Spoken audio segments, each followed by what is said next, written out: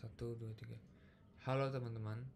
Setelah kemarin gue membagikan tentang bagian 1 belajar Meteora di Medium, kali ini ada permintaan dari teman-teman yang lain untuk bikin videonya. Yuk kita langsung mulai aja belajar secara langsung melalui video tentang Meteora ini. Oke, pertama kita buka dulu app.meteora.ag atau meteora.ag. Setelah kita buka, tampilannya dia akan seperti ini. Nah, jangan lupa untuk koneksikan wallet kalian yang kalian pakai ke Meteora ini. Kalau gue pakai Phantom. Kemudian di sini ada menu yang kita akan bahas, yaitu DLMM. Nah, DLMM ini apabila kita ingin mencari tokennya, kita bisa mencari melalui nama, simbol, atau mungkin juga CA-nya guys. CA-nya kita copy, misalkan nih steps pertama kita copy CA-nya. Setelah kita telisik koinnya tersebut apakah baik apa atau tidak, kemudian kita langsung masuk ke poolnya. Di sini setelah kita cari, di sini kita masukin, kita copy paste. Di sini muncul pool yang ada. Di sini ada 3 pool. Nah, ada bin step 2,5, 100, 100 dan fee-nya 5% sampai dengan 2%. Kalau misalkan gue biasanya make yang udah ada aja. Karena kalau misalkan kalian create pool, itu akan ditarik sebesar 0,5 sampai dengan 200 dolar atau 1 sol. Mungkin gue belum pernah nyoba, tapi range harganya segitu apabila kalian bikin pool sendiri. Nah, misalkan kita contoh aja langsung sini. Ini adalah tampilan ketika kalian udah masuk ke token yang kalian pilih.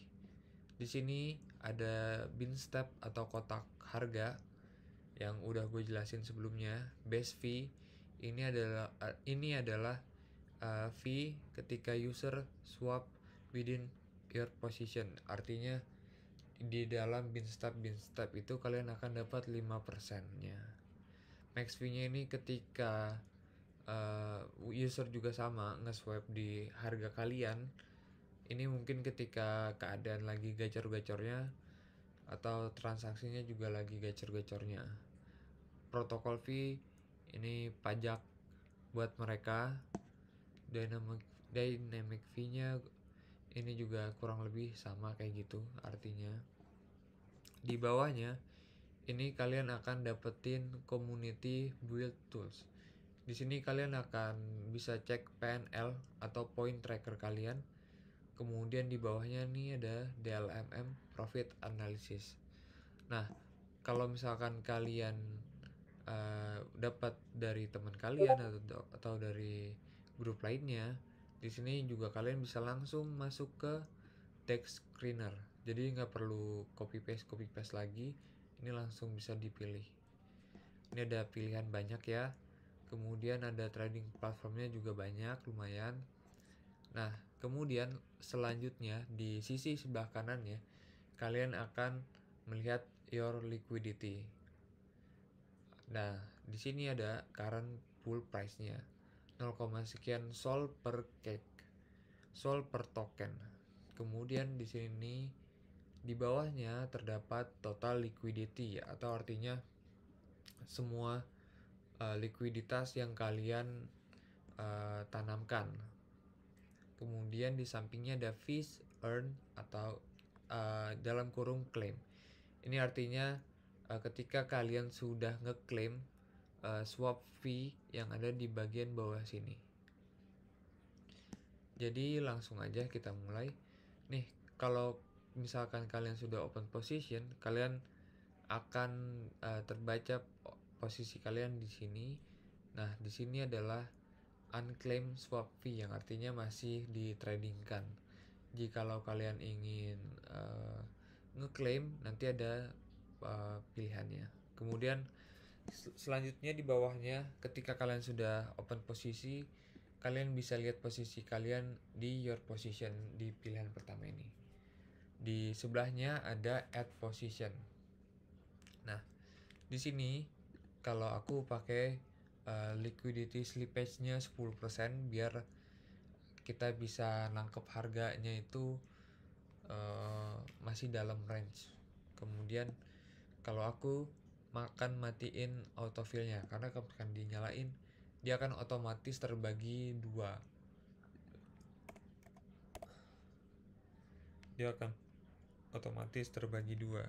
Kalau gue lebih suka single sided sol only biasanya ya. Di sini ada balance kelihatan. Kalian bisa masukin balance terserah kalian. Di bawahnya juga ada volatility strategi seperti yang gue udah jelasin sebelumnya. Kalau spot itu dia pembagian harganya sama rata, kalian bisa lihat nih 0,0014 per binfi atau kotak harga. Di sebelahnya juga tuh semua range harga akan dibagi jumlah yang sama. Kemudian di sini ada curve. Curve ini cocoknya untuk stable or pair yang gak terlalu volatility.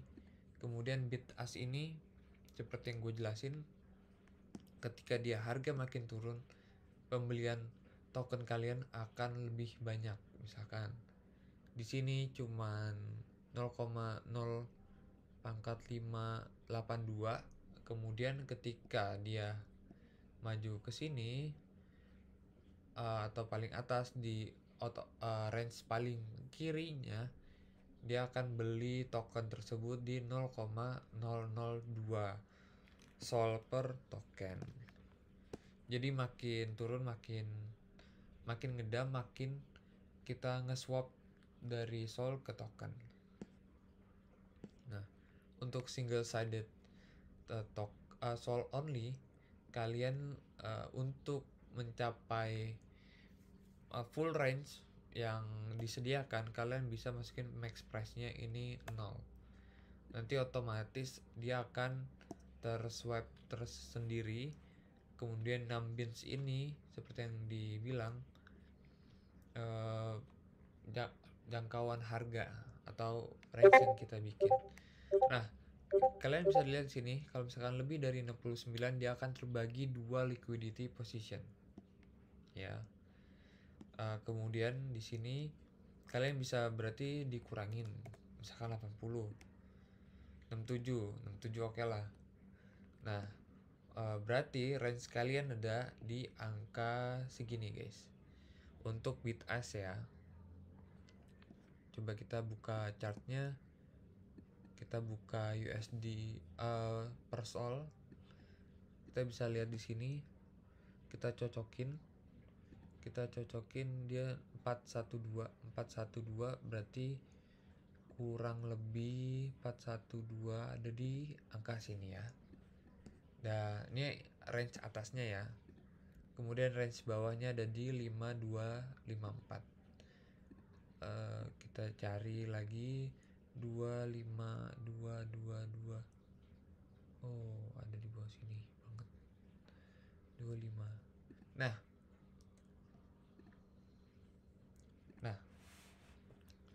Nah, ini contohnya guys. Ini contoh range yang kalian bikin nih guys.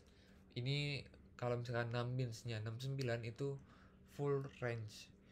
Jadi dia maksimal banget.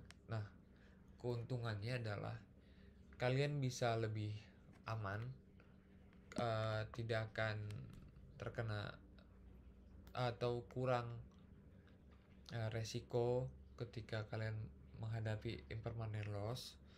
Kemudian juga bisa nangkep harga lebih jauh, dan untuk pemula juga lebih terasa aman di hati, lebih nyaman lah tradingnya karena nggak harus bulak balik reposisi ketika harga naik turunnya itu terlalu fluktuatif.